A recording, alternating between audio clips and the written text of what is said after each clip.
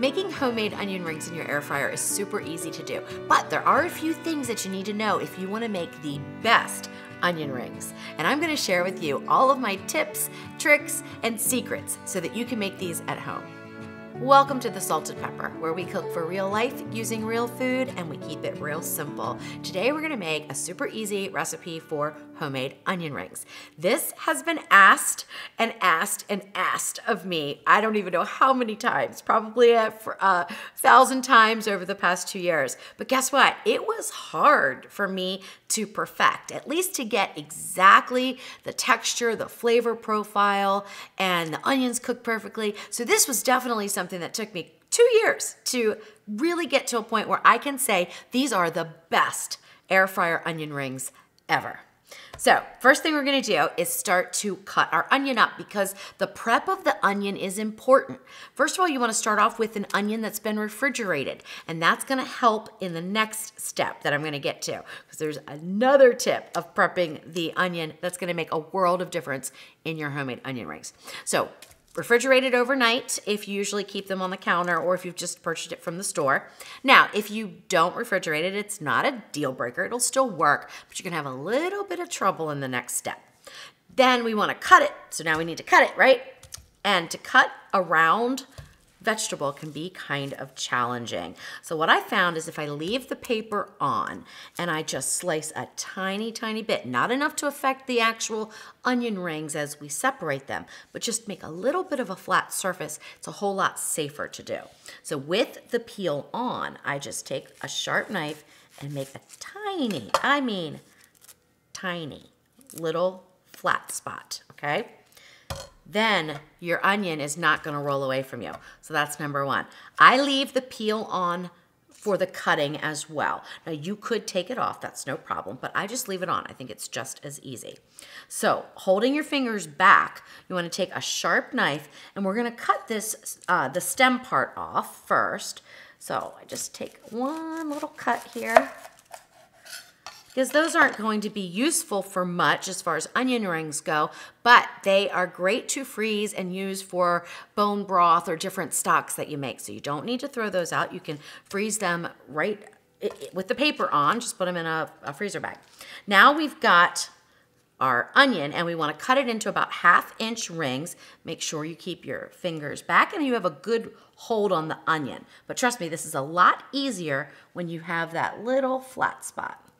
So I'm just guesstimating here, not exact. And if you cut some that aren't, exactly 1/2 inch, it's fine. And then where we cut that little area, you're gonna see the skin just peels right off very easily. So there's our first set of onion rings. Now this layer, see how that's like papery? I also put that into the scrap pile. So there's our first set of onion rings that we'll separate in just a minute. I'm gonna repeat this process for the entire onion, and you want to go down and try to be as even as you can when you're cutting your slices. And if they're a little off, it's okay, but if you get a really thin area on one side and a thicker area on the other, they can fall apart when you go to the breading process.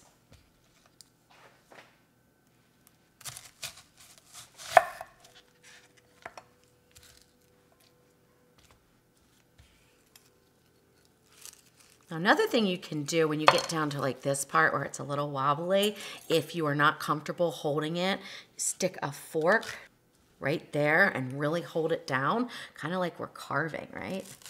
And then go down, and I think I'll get 2 more good slices, or 1 more after that, 1 more good slice. So I'm gonna go down into the root end here with my fork and cut 1 more. Well, that one didn't work out. It's all right. It happens. It happens to all of us. I think what happened when I put the fork in is I crushed this. Now, you could still use these. They're just not going to be rings, but they'd still be delicious. And you know what? I'm going to fry them up just to show you. Okay. Now, this is the fun part. Or maybe not so fun, but it's necessary. So I said the second tip of preparing the onions is going to be the best thing that you do, and that is to remove the membrane from every single layer.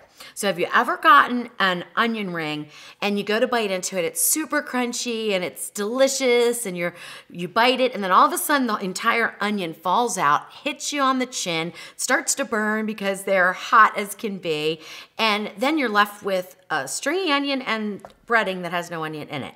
That is because the membrane was not removed.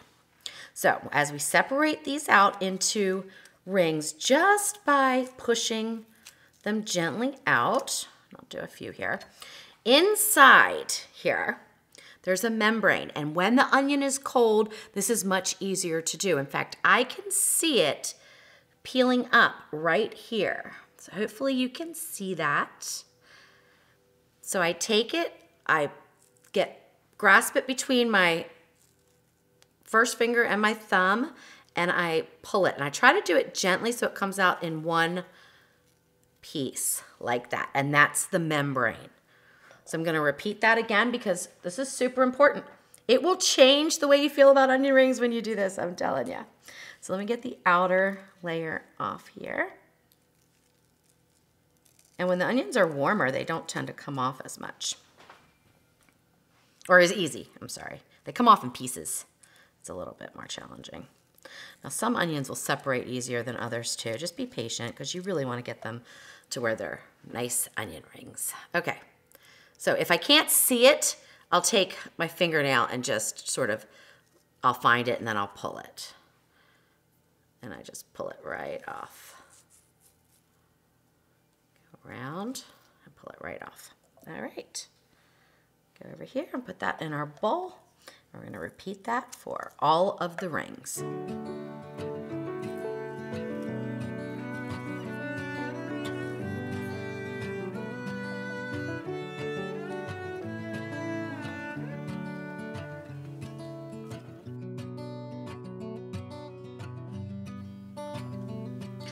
All right, so I have these here because I wanted to show you. So where we made the little cut that made it a lot safer for us to make the onion rings themselves, we didn't waste the onion because we wouldn't have used this anyway. It's really close to the peel, and so it's papery, and it just would not be a good onion ring. But like I said before, don't throw away the scraps. You can put them in your stock so you can freeze them until you want to use them. So I'm gonna clean up here, and then we're gonna get to mixing up the batter for our onion rings, and we'll start to air fry them. All right, so I finished prepping the Vidalia onion, which is the type of onion that I prefer to use for onion rings. But you can use any type of large onion that you want. So you can use a yellow onion, a white onion, even a red onion. So if you have an onion that's extremely strong and you want to make the flavor a little more mild or mellower, you can go to this step and then fill this bowl up with water, cold tap water, and let it sit for about 30 minutes. The only thing is, if you do that, you definitely need the onion rings to be dry before you go to batter them. So just keep that in mind. You're gonna let them dry completely. So I would put them out on some paper towels until they're dry. Then you can proceed with the recipe. But usually, I don't worry about it. That's why I get the Vidalia, because they are sweet and they are mild and they are absolutely perfect in onion rings. I love them. All right, so now we're gonna do a combination of a wet batter and a dry batter for this recipe. That is common for me. That's what I like to do. I think it gives the best results on numerous vegetables. I have several recipes for air fryer fried mushrooms, and I have a fried cauliflower recipe, and then I have a delicious chicken nugget recipe, and we use the same sort of technique, but it varies by each different vegetable, because like for example with the mushrooms, I coat them in a little flour because they tend to give off liquid. The onion rings don't do that, so we don't need to coat them with flour. But I noticed the onion rings needed more seasonings, so that's what we're gonna do today, is get them seasoned up in this wet batter. I'm starting off with a half of a cup of beer. This is cold beer. You can use water. You don't have to use beer. That's perfectly fine. Just make sure it's cold water. You don't want any warm ingredients, any warm liquid ingredients going into this, or you're not going to have it stick to your onion rings as well. Then I'm using 1 tablespoon of cholula, and this is room temperature because I didn't put it in the refrigerator, but usually I do. 1 tablespoon of cholula. That's the hot sauce that I prefer, but you could use any hot sauce that you want. Just keep in mind the level of heat. So I think Cholula is a fairly mild hot sauce, kind of maybe like Tabasco, so I use 1 tablespoon. I've tried it with 2 tablespoons. It was delicious, but it was just a little too much for me. This will not give you a spicy onion ring. So if you want a spicy onion ring, you're gonna wanna add some cayenne or chipotle to the breading, the dry breading. This just kind of gives a little bit of flavor, and it's really delicious. Then we're gonna add in 1 large egg. And I've used a large egg and I've used an extra large egg, and it works fine. And then we're just gonna whisk these up a little bit with a fork, just so that the egg is kind of dispersed throughout the beer and the Cholula gets mixed in. Doesn't have to be perfect. You could do this in a deeper bowl if you don't want to make a mess like I'm doing.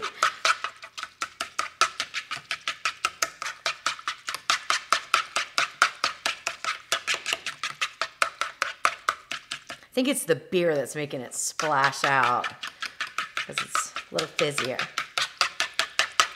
All right, that looks good. So really just mildly mixed up is perfectly fine. Now we're gonna add in some flour. And I have 3/4 cup of flour, but I don't want you to go just by the measurement. I want you to go by the look of this wet batter. I also heard from somebody who was in, I think it was the UK or it might have been Canada. No, it was Canada.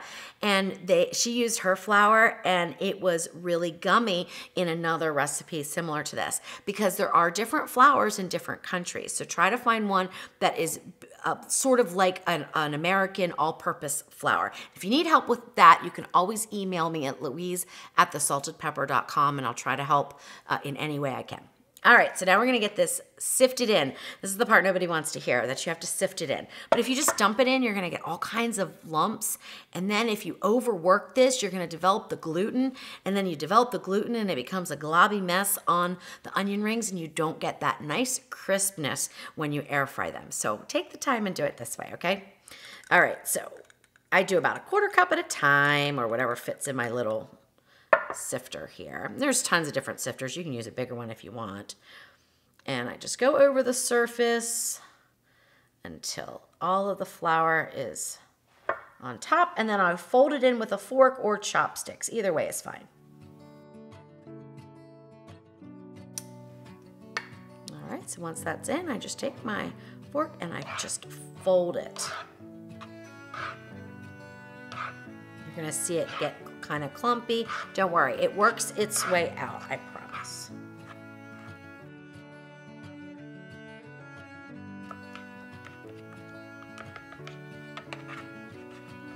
Okay, even though I can see a bunch of lumps, I don't worry about that. I have a clean surface here. Well, clean, you know what I mean. Not full of flour, so I can move on to the next sifting. And of course, some of the flour fell in over the sides of this. That's not gonna make that big of a difference. You just don't wanna dump the whole thing in or you'll be sitting here forever. This is actually a lot quicker. All right, so I didn't even finish putting in the 3/4 cup. There's probably about, I don't know, maybe a tablespoon left because I noticed it was getting a little bit thick. So see how thick that is? That's just a little too thick for what we want. So if that happens to you, do not worry about it. It is no big deal. Add in a teaspoon, and I mean a teaspoon of water at a time. So I'm just gonna put just a tiny bit in there because you don't wanna keep chasing this. So you wanna put just the amount of water to thin it out so it's perfect and it doesn't take much. And you can see we have a pretty smooth batter here, so I'm pretty pleased with that, and all those lumps are gone. I did not whisk, I just constantly kind of folded it and did this sort of a motion. Okay, that's better.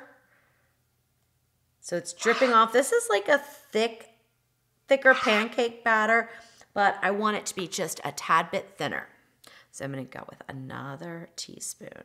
So this is what I mean when I say don't necessarily go by measurements when you're doing something like this. Go by how the batter looks.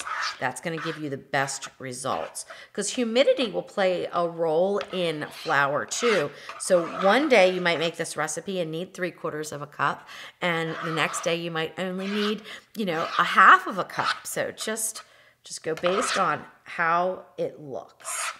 And that's looking a little bit better. So it's a little bit thinner. It's not as thin as some of the batters that I make, even though it's the same ratio of ingredients. This one's just a little bit thicker, but it's going to work really well for our onions. So before we move on to breading our onion rings and getting the Ninja Foodi preheated, I add a little bit of salt to my batter. I didn't put this into the flour because this is sea salt. The granules are a little bit bigger. They wouldn't go through my sifter. So what I do is just sprinkle between 1/4 and 1/2 of a teaspoon of salt into this wet batter. I found that the onion rings really needed that extra little bit of salt to bring all the other flavors out, and it worked perfectly. So just sort of fold that in, mix that up a little bit, and now we are ready to bread our onion rings. All right, so now we need to mix in some spices to our dry breading mixture. What I'm using is 1 cup of unseasoned breadcrumbs. This is what I found worked the best and got the texture the closest to what you would get in a deep fried onion ring. So that's what I'm going with. Yes, you can add panko. You could do a combination of panko and the breadcrumbs. You could probably even do some crushed pork rinds, although there's nothing really keto about this, so I'm not sure why you would do that, but you could if you wanted to cut some of these carbs. But I found straight breadcrumbs with some seasoning works the best. So I'm gonna add 1/2 of a teaspoon of the fine grind sea salt, 1/2 of a teaspoon of onion powder, 1/2 of a teaspoon of garlic powder. And in some of my test batches, because I have tested this so many times, I added a little bit of cayenne, like maybe 1/8 to 1/4 teaspoon of cayenne. And I like the flavor, but you know, for this recipe, I thought I would just kind of keep it a little bit simpler. So if you don't like spice, you won't be disappointed in the breading. So this is very basic. You can get as creative as you want. You could add in some Old Bay if you wanted to do like some crab flavored onion rings. That would be delicious. Just omit the salt, definitely, because Old Bay is pretty salty. All right, now to bread the onion rings. I'm going to take an onion ring, and I use 2 forks to do this. I find it to be the cleanest way for me because I hate to get my hands dirty, believe it or not, even though I love to cook.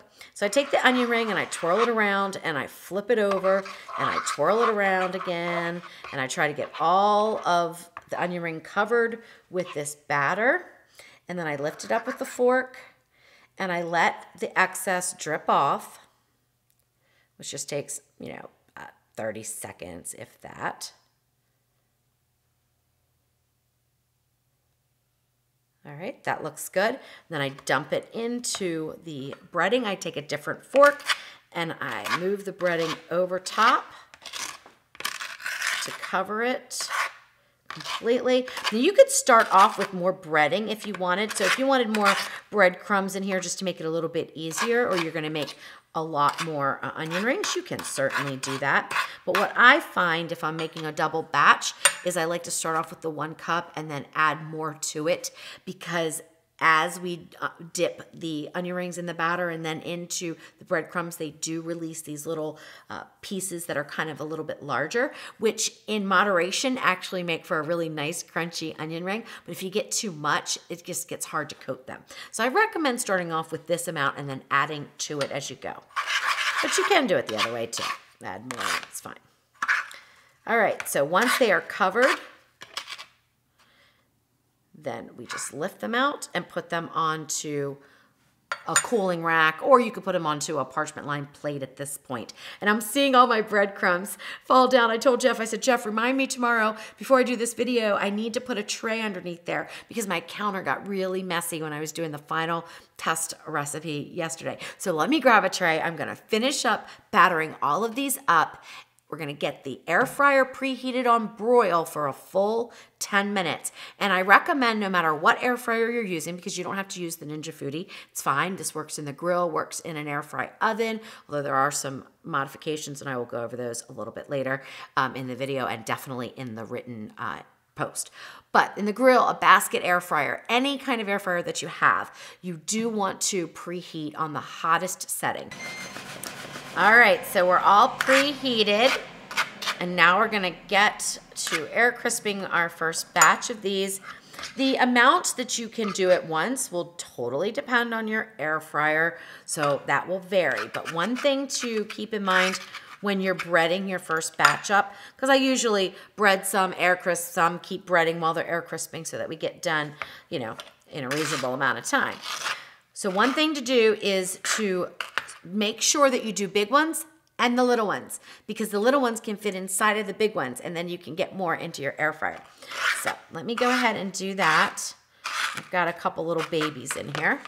All right, I'm gonna use some oil. You can use any type of oil you want, but recommend it being a neutral oil. So maybe an avocado oil would work.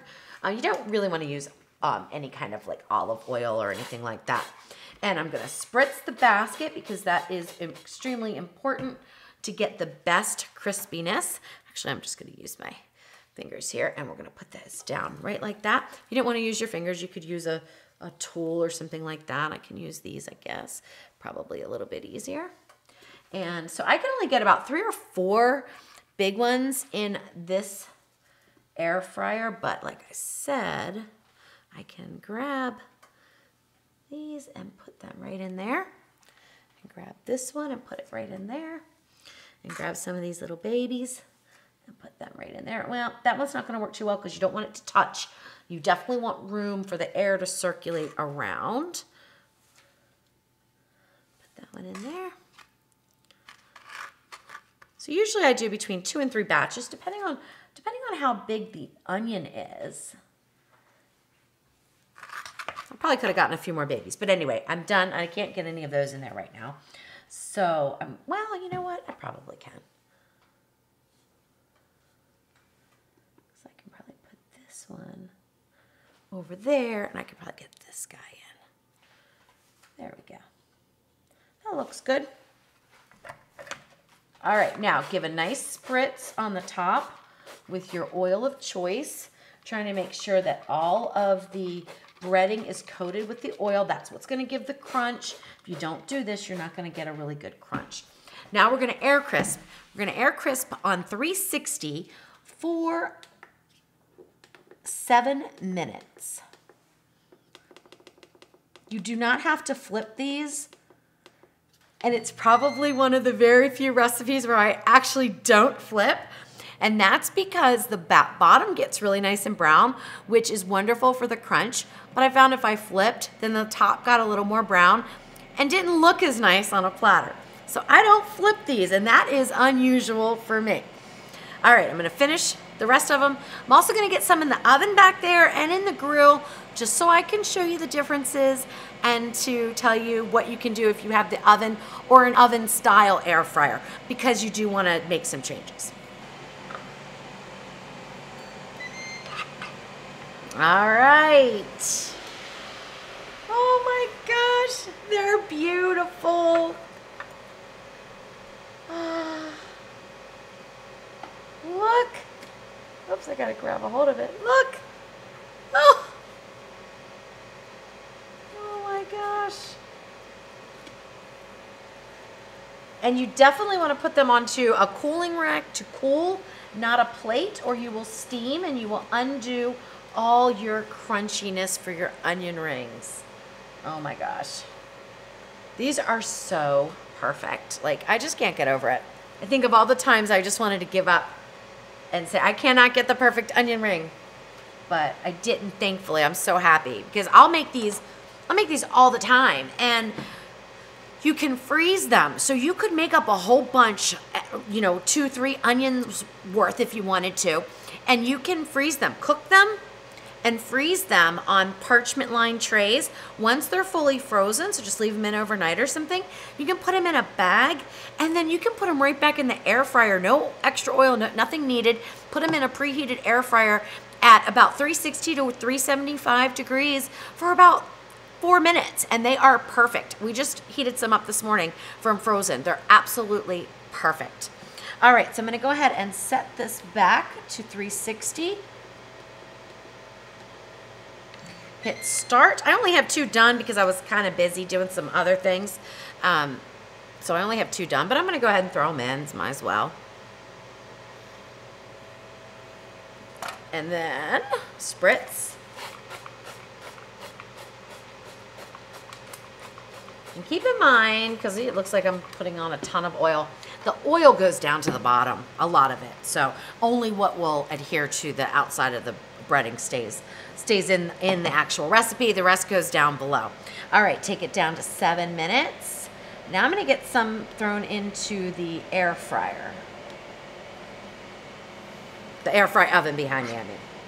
All right, so one of the differences that you can do if you're gonna use an oven air fryer like the one I have back there, which is the XL Ninja Foodie oven, is you probably don't wanna go right in with your spray bottle and spray all the sides of the oven and everything because it's pretty hard to clean.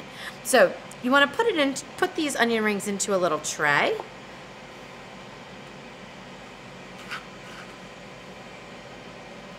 And then spritz them in oil in the tray or a plate or whatever. And then spritz them on the top, flip them over, and spritz them again on the bottom.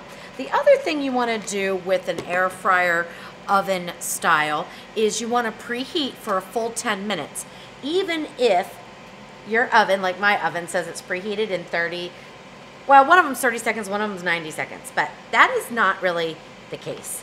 So they don't really get up to temperature that quickly. So you definitely want to leave the preheat on for a full 10 minutes. And I preheat again on the hottest setting, which is 450 degrees. But I'm not going to decrease all the way down to 360 like I did in the Ninja Foodie and the grill, because the air frying functions in an oven aren't quite as powerful in my experience. So I'm going to take this up to 400 degrees, and we're still going to go the 7 minutes and see how they turn out. Again, I'm so happy with the way these look. Some of them are getting a little browner than others, but they are. Oh, I only put 2 in, that's right. All right, so let's go ahead and close this up. And I'm gonna set this for 360. And I'm just gonna leave it on the 20 minutes and finish the rest to get them in the Ninja Foodie and finish up our onion rings. By that time, hopefully those will be done in the oven and we can give them all a little taste. All right, so we've got Ninja Foodie right here, we've got oven right here, and we've got grill right here. They've all had a chance to cool down the same amount, so there's, not gonna be, one's not gonna be hot and the other one's gonna be cold. We're fine. So let's see. Now this one has some browning and has some marks on the bottom. You can avoid that if you flip them, but I like the way the top looks when I don't flip, so that's what I do. All these little crunchies. Oh, I can't wait.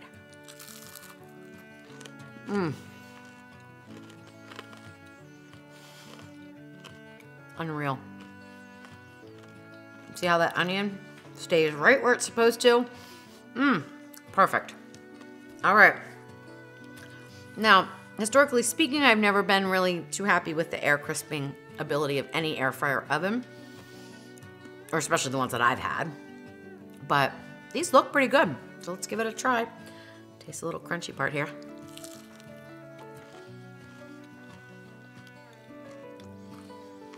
Well, okay. They're okay. They're good. Don't get me wrong. They're good. But they're just not as good. And I say that every single time, but I keep trying. But they are better than what I used to get, result-wise, when I would try to air fry in the oven. And that's because I preheat longer and I go at a higher temperature. So if you have an air fryer oven, increase the temperature of a regular air fryer recipe by about, 25 to 50 degrees, and I think you'll have better results. All right, here we go. Grill. Perfect. Very comparable. So good. So you can get super creative with this, add any kind of spices or seasonings that you like to your dry mixture, or your wet mixture for that matter.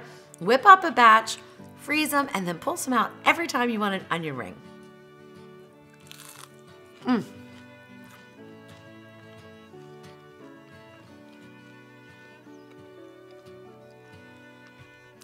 As always, make it yours, make it delicious, and keep it real.